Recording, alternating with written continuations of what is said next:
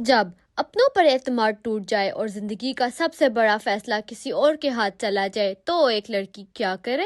نمرا کے ساتھ بھی کچھ ایسا ہی ہونے والا ہے اور اس کا ایک فیصلہ پوری کہانی کا رخ بدل دے گا۔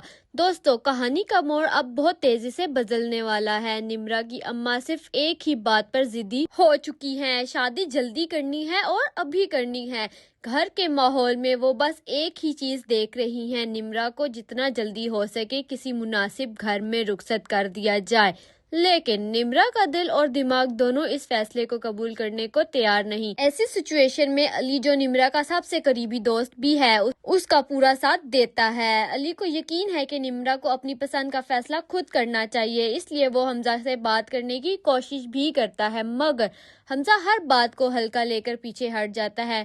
اسے نمرا کی زندگی سے زیادہ اپنی سکون عزیز ہے۔ ادھر گھر میں ایک اور دھماکہ ہو جاتا ہے۔ نمرا کی منگنی چپ چاپ طے کر دی جاتی ہے، نہ نمرا سے پوچھا جاتا ہے نہ اس کے باپ تک کو خبر پہنچتی ہے۔ جب باپ کو پتہ چلتا ہے تو وہ حیرانی سے بس ایک ہی سوال کرتا ہے، ایک ہی بیٹی تھی اور تم نے اسے ہی اس طرح بیگانوں کی طرح کیوں بیعت دینے کا فیصلہ کر لیا؟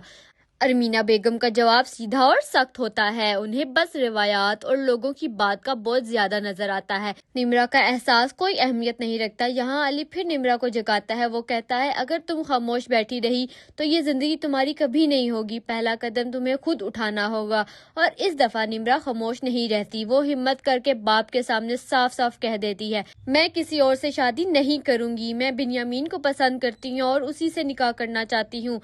اس اختیار کا اعلان سنتے ہی پورے گھر کا ماحول بدلنے والا ہے۔ اب دیکھنا یہ ہے کہ نمرا کا سچ اس کے لیے راستہ صاف کرتا ہے یا اس کے رشتے اور بھی مشکل ڈال دیتا ہے۔